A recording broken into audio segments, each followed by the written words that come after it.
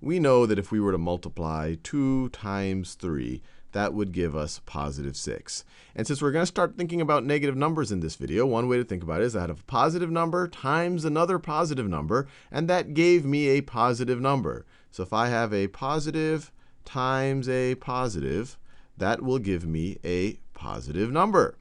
Now let's mix it up a little bit. Introduce some negative numbers. So what happens if I had negative 2 times 3? Negative 2 times 3. Well, one way to think about it, and we'll talk more about the intuition in this video and in future videos, is, well, that you could view this as negative 2 repeatedly added 3 times. So this could be negative 2 plus negative 2 plus negative 2, not negative 6, plus a negative 2, which would be equal to, well, negative 2 plus negative 2 is negative 4, plus another negative 2 is negative 6. So this would be equal to negative 6. Or another way to think about it is, if I had 2 times 3, I would get 6. But because one of these two numbers is negative, then my product is going to be negative. So if I multiply a negative times a positive, I am going to get a negative. Now what if we swap the order in which we multiply? So if we were to multiply 3 times negative 2. Well, it shouldn't matter. The order in which we multiply things don't change, or it shouldn't change the product. Whether we multiply 2 times 3, we'll get 6, or if we get multiplied 3 times 2, we'll get 6. And so we should have the same property here. 3 times negative 2 should give us the same result. It's going to be equal to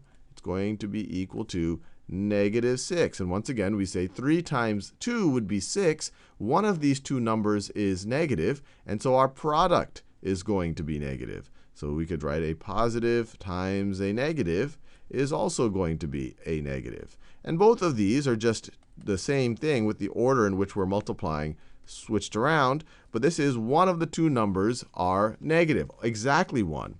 So one negative, one positive. One positive number is being multiplied. Then you will get a negative product. Now let's think about the third circumstance, when both of the numbers are negative.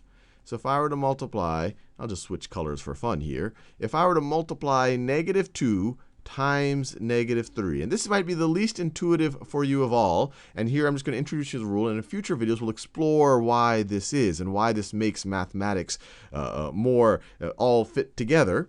But this is going to be, you say, well, 2 times 3 would be 6. And I have a negative times a negative. And one way you can think about it is that the negatives cancel out. And so you will actually end up with a positive 6. I actually don't have to write a positive here, but I'll write it here just to re-emphasize. This right over here is a positive 6. So we have another rule of thumb here. If I have a negative times a negative, that they're actually going to, the negatives are going to cancel out, and that's going to give me a positive number. Now with these out of the way, let's just do a bunch of examples. And I encourage you to try them out before I do them. Pause the video, try them out, and see if you get the same answer. So let's try negative 1 times negative 1. Well, 1 times 1 would be 1. And we have a negative times a negative. They cancel out. Negative times a negative give me a positive. So this is going to be positive 1. I could just write 1, or I could literally write a plus sign there to emphasize that this is a positive 1. What happens if I did negative 1 times 0?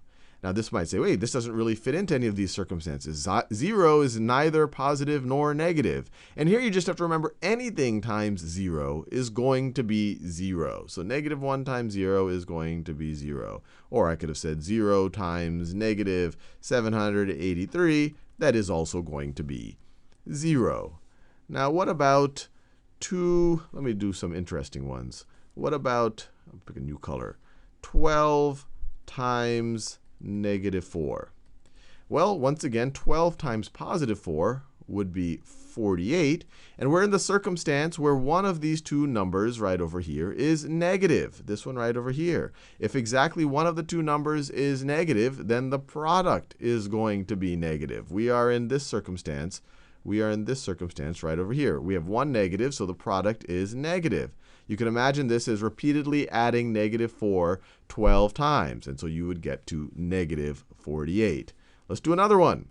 What is 7 times 3? Well, this is a bit of a trick. There are no negative numbers here. This is just going to be 7 times 3, positive 7 times positive 3. The first circumstance, which you already knew how to do before this video, this would just be equal to 21. Let's do one more. So if I were to say negative 5 times negative 10. Well, once again, negative times a negative, the negatives cancel out. That you're just left with a positive product. So it's going to be 5 times 10. It's going to be 50. The negative and the negative cancel out. Your product is going to be positive. That's this situation right over there.